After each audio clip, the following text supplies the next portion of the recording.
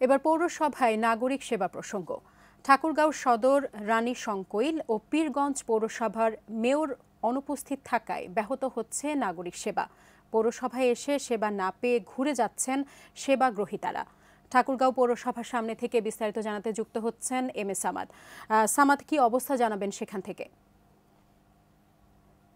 5ই August ছাত্র জনতার যে গণ অভ্যুত্থান, এই গণ অভ্যুত্থানের মধ্য দিয়ে নতুন করে যে অন্তর্বর্তীকালীন সরকারের গঠন হয়েছে, শপথ হয়েছে, কিন্তু 5 তারিখের পর থেকে নাগরিক সেবায় যে ভোগান্তি, এই ভোগান্তি আরো চরম পর্যায়ে গিয়েছে। অর্থাৎ 5 তারিখের পরে ইউনিয়ন পরিষদ থেকে শুরু করে, যেহেতু পৌরসভা রয়েছে ঠাকুরগাঁয়ে 3টি পৌরসভা এবং ইউনিয়ন পরিষদ রয়েছে 54টি, অধিকাংশ ইউনিয়ন পরিষদের চেয়ারম্যানগণ এবং 3টি পৌরসভার যে মেয়রগণ রয়েছেন, ওনারা উপস্থিত না থাকবার কারণে, অর্থাৎ 5 আগস্ট থেকে আজকে প্রায় 18 আগস্ট এই বেশ কয়েকদিন অনুপস্থিত থাকবার নাগরিক যে সেবা, সেগুলো আসলে এক প্রকার ব্যাহত হচ্ছে। প্রতিনিয়ত যারা পৌরসভার বিভিন্ন কাজে আসছেন এবং বিশেষ করে জন্ম নিবন্ধন থেকে শুরু করে, যেখানে চেয়ারম্যান এবং মেয়রের স্বাক্ষর সবচেয়ে বেশি জরুরি এবং নাগরিকের যে ভোট তুলবার জন্য যে জরুরি হয়, যে স্বাক্ষর লাগে এবং নাগরিক সনদপত্র লাগে, এই সনদপত্র চেয়ারম্যান এবং মেয়র না থাকবার কারণে যে ভোগান্তি এটি হচ্ছে। অর্থাৎ জরুরি যে কাজগুলো, এটির কারণে তারা করতে পারছেন না। অর্থাৎ এক কথায় যদি বলা যায় যে এই ভোগান্তিটা আরো বেশি হয়ে গিয়েছে, কারণ প্রতিনিয়ত তারা আসছেন কিন্তু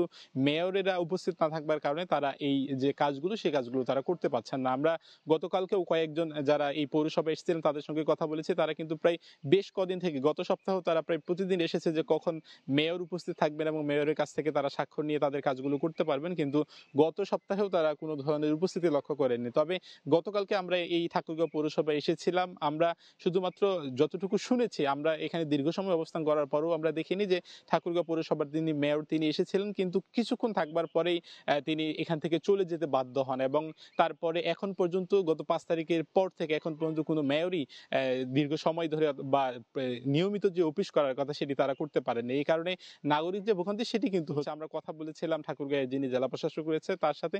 তিনি বলেছেন যে পৌরসভার ক্ষেত্রে শুধুমাত্র জন্ম নিবন্ধন যেটি কাজ রয়েছে সেটি করবার জন্য তারা একজন কর্মকর্তা নিয়োগ দিয়েছেন, যিনি আজকে থেকে 3টি পৌরসভায় দায়িত্ব পালন করবেন। যেহেতু মেয়রেরা অনুপস্থিত থাকছেন, বাকি যে আর্থিকভাবে যে কাজগুলো রয়েছে বা ফিনান্সিয়াল ভাবে যে কাজগুলো রয়েছে সেগুলো করবার জন্য এখন পর্যন্ত তাদের কোনো নির্দেশনা দেওয়া হয়নি। পরবর্তীতে নির্দেশনা দিলে তারা বাকি কাজগুলো করতে পারবেন।